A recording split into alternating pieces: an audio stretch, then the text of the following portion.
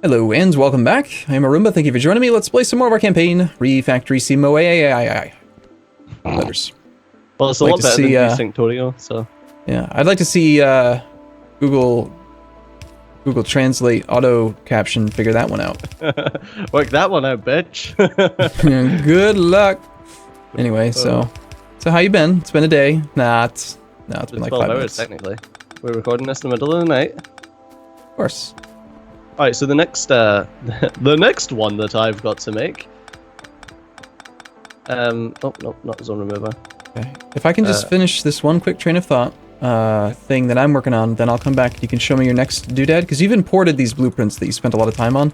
We want to figure out most of it, like, kind of on the fly, but some of it, especially the performance-wise stuff, and the fact that, like, basically the only reason we stopped playing last time was because of the desyncs. We didn't want to stop playing, so Stejo just went and played on his own, solo, the bastard. Yeah, well, this is really, like, performance-centric, to be honest. Which is why I kept these ones. But I didn't do any of the interesting stuff with the haulers and things like that, because I didn't want that being major, and the zone removal thing took a lot of brain power to work out how I was going to do that. This is when I get comments that are like, yeah, well, I could have worked it out in like 10 seconds. Well, obviously. Everybody knows that Stejo's a dummy. You're a fucking dick. That's what you are, mate. Straw man, you're a dick. And I hate you. I've done it wrong. You've done it wrong. No, really, I will actually come and pay attention to you in just a moment. That's alright, the wires got a bit fucked up there, so... I was explaining to Stejo why I'm doing what I'm doing right now, and that is that we don't have any logic in place right now, so that the chain gunners, the attack vehicles, will not be idiots. So they're glad, though they will gleefully even just run off and get executed without ammo in their inventories.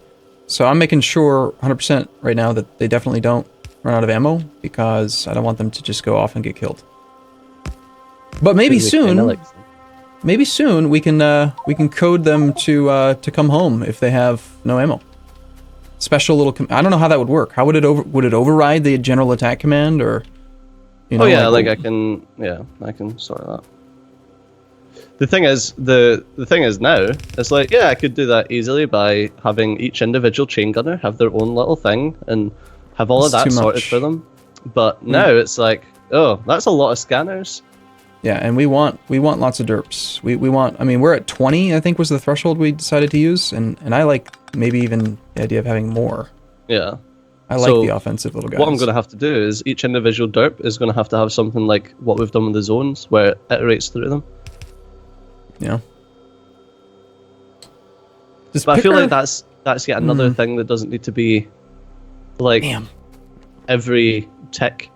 So they don't need a new command every tick just to update their command. Yeah. So we could have that going like every 30 seconds or something. That doesn't need to be. Well, there was a post on the actual forum about like how to make like a rearm command. So we obviously know it can be done. There's so much that can be done, but oh yeah, real that's quick, crazy. You were super geeked about this, and I just wanted to show it off real quick. There's a new picker functionality that Nextla made where you can actually like move and rotate these things, and they actually remember their wire conditions and everything. Yeah, the main thing is the memory of the wire conditions. Nextla, why doesn't it work on electrical poles? You see this? You see this right here? Cedar, look at this. I want to move this big electric pole down by one tile and keep the green wire connections so it doesn't mess up your stuff, but I can't. Yeah, I feel like you should extend it to electrical poles and chests. Yeah, I just can't do it. So it's in my way. That's alright, just remove it. No. We'll do it like this for now. I'll create a this is stupid. Move that one, and now I'm gonna put it where I want, and now I'm gonna wire that one and then move the other one. There. Alright. I think that will hopefully be ample bullet production. And it also means that this one is not necessary now. Okay, so you have a new blueprint. Yes. Another one? What do you got? Yeah, it looks very similar to the last one, except it's got this little addition on top of it. How's that addition change it compared to Okay, before? so this the first arithmetic combinator at the bottom here that you're standing beside. Oh. The first arithmetic combinator at the Yeah. very bottom. XY? So what? No, that I'm standing beside. Oh, this one. It's got water signal and land signal.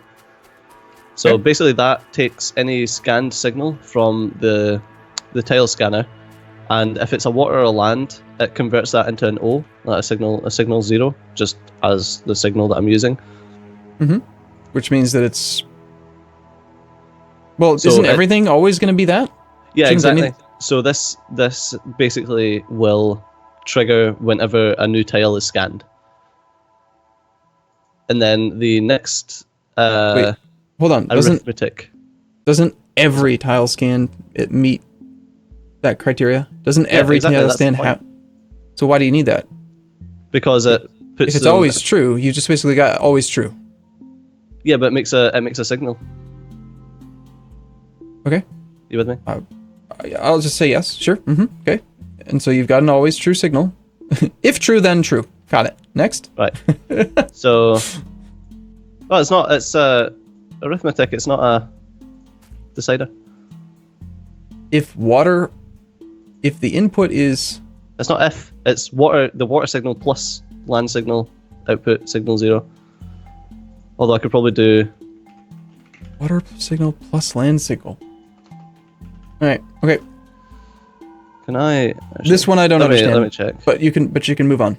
If you'd like. It was working in tests, right? So Oh yeah, it works. So it basically takes any tick. So it senses when a new tile has been scanned. for the very first time or just in general? Just whenever. So And when this it does its this job. is where there's an assumption being made, but I'll get to that at the end. So it takes, whenever it's got a tile scanned, it takes that input and converts it into a signal 0, so that's just a uniform output that we're using. And right now and it's this- not doing any, right? I'm not seeing Yeah, any. it's stopped right now. Okay. And I'll show you how it's got a manual restart for when it's finished. Then the next arithmetic combinator Mhm. turns it into a negative signal. It takes each multiplies by a -1 to turn it into a negative. Okay, yep. Yep. And then that is then pushed to the... it's then pushed to this decider. No, that's pushed to the output, the decider combinator, but that's for another reason. So that combines the output of this decider combinator with whatever signal we're using.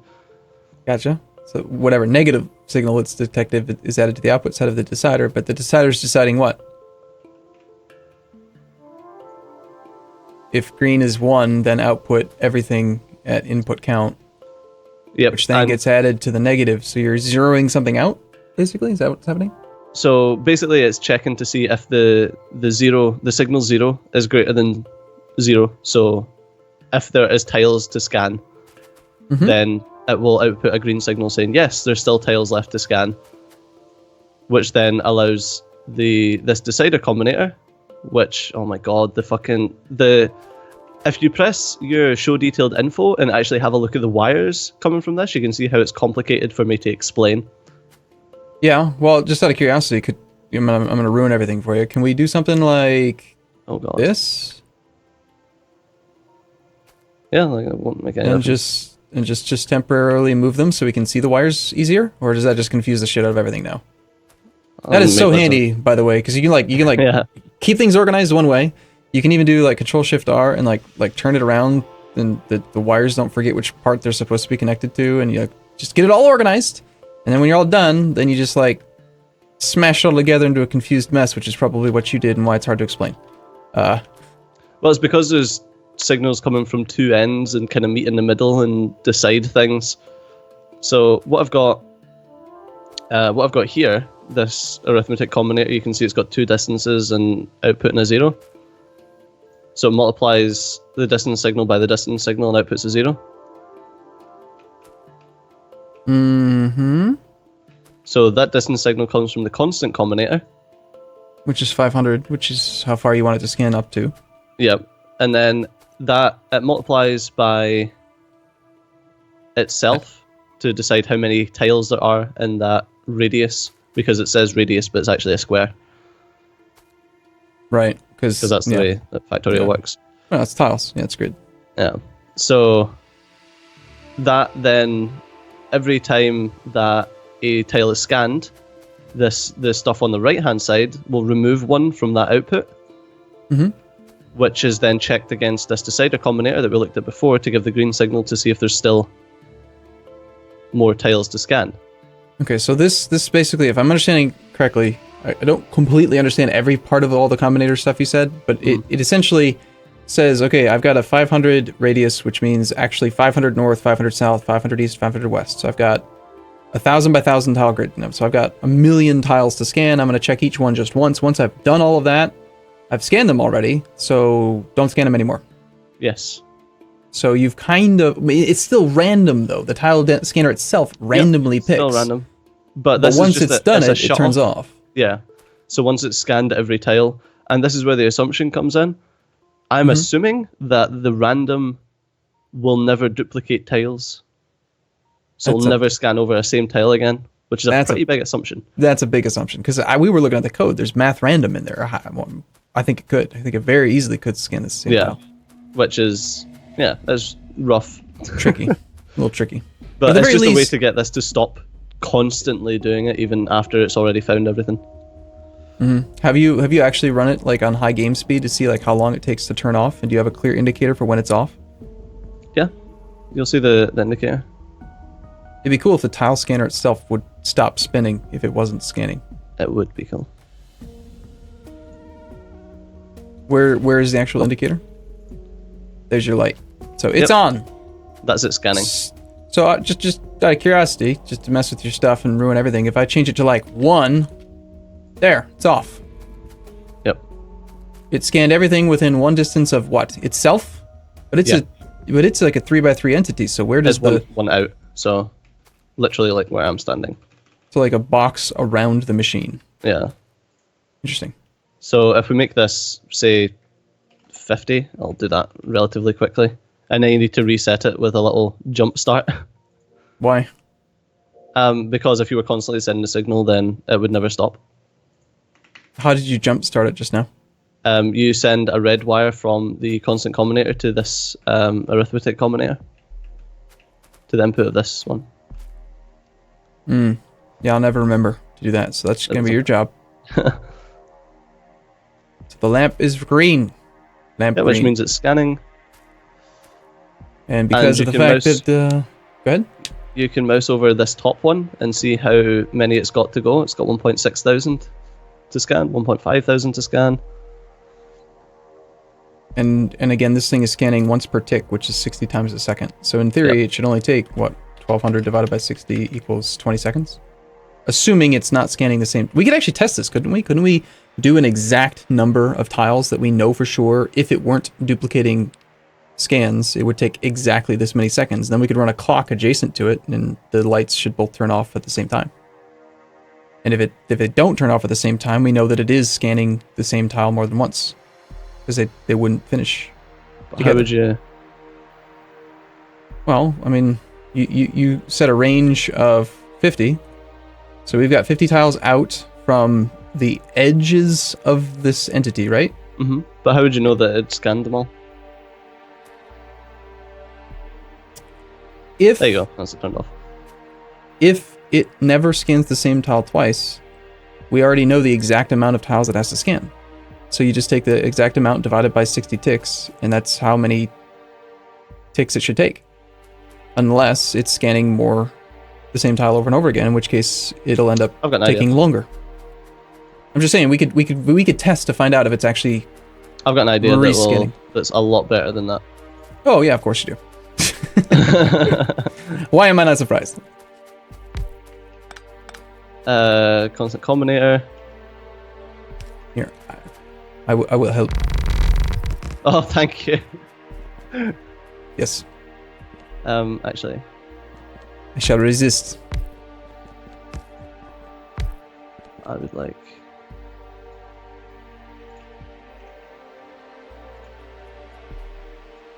Oops, I didn't mean that. Sorry.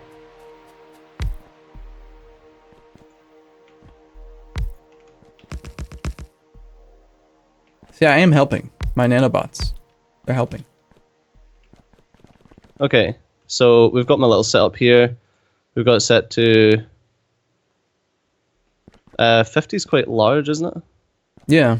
Well, so I'm still a little confused on this one part. You said that it's like when I had it set to 1, you said it's 1 tile out. So this entity, is it? I can't even tell actually. Is it a 2x3 or a 3x3 entity? I think it's looks like it's a 2x3. I don't know, kind of. Well, the easiest way to do it is...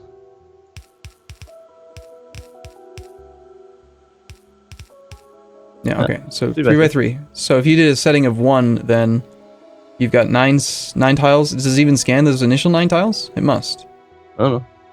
You think it scans underneath itself? That'd be interesting. So we need a number, preferably that's a multiple of 60. Based on a square... Alright, I think I have an idea.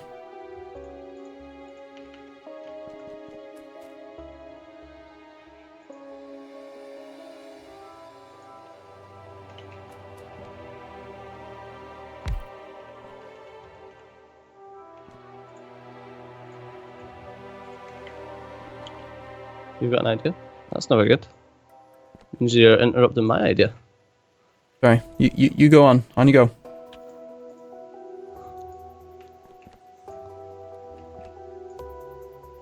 Alright, do you think that's a big enough one? Will that encompass the 25 by 25?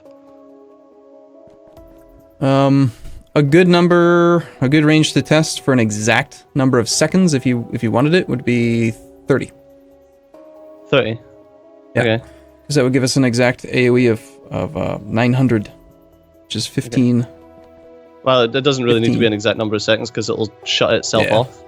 Like I've already got a shut off. Oh, okay, I see what you're doing. I wasn't even looking at the game. Yeah, you're right. We can just see. Well, can we see? How do we know? Every single tick, we would have to be watching every single tile to see if it removes them all. I've got 15 set, so this should remove everything within a 15 tile radius of it. 1, 2, 3, 4, 5, 6, 7, 8, 9, 10, 11, 12, 13, 15. Yeah, that's big enough. Okay, and let's just hook it up.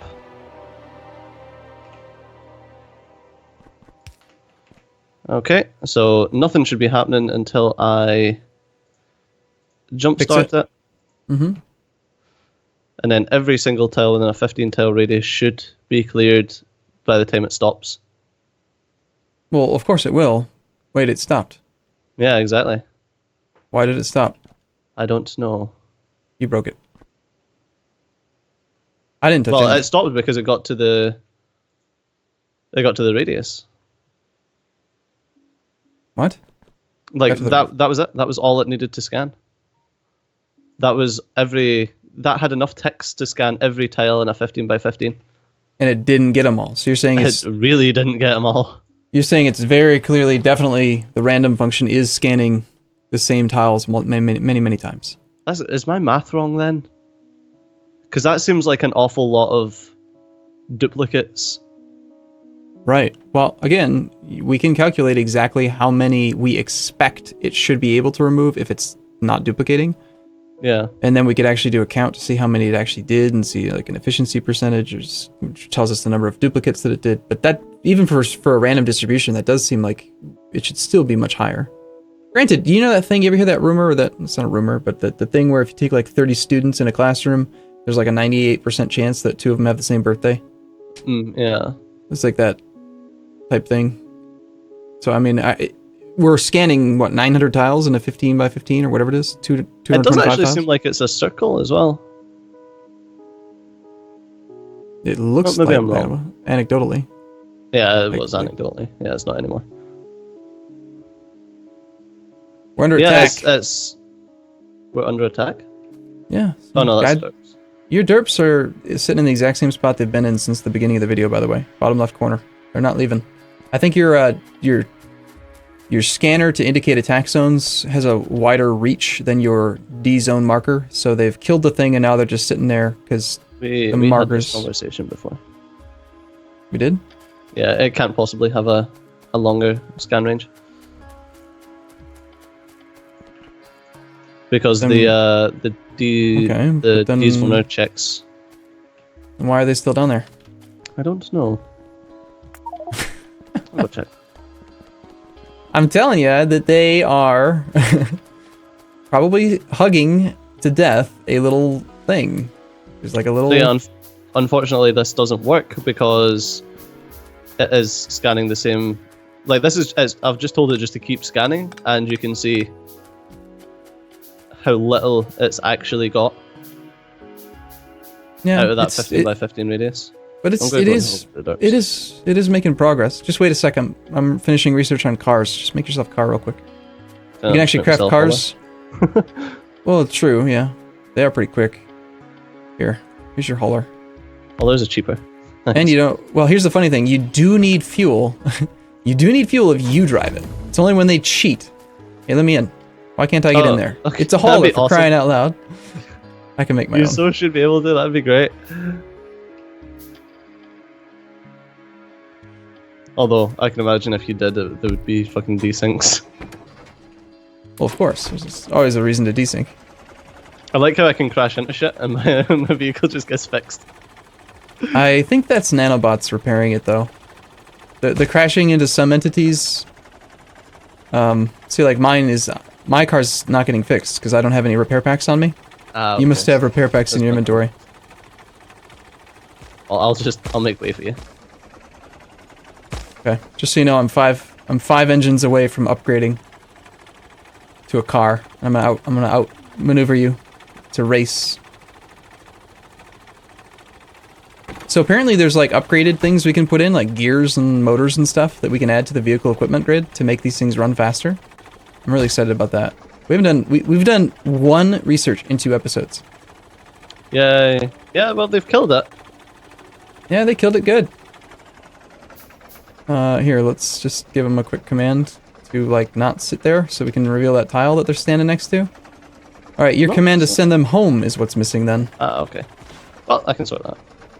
Or, yeah, it's probably part of the right half of the setup, maybe. Also, at some point we've got to decide how we're going to handle the cotton candy that ends up just laying around everywhere. Yeah. Because they don't teleport it home, they don't do anything with it, they can't pick it up. Although, I think Iredale said that there's going to be a new entity that's supposed to, it's like a new vehicle that's going to maybe... Like a collector. Yeah, a collector vehicle.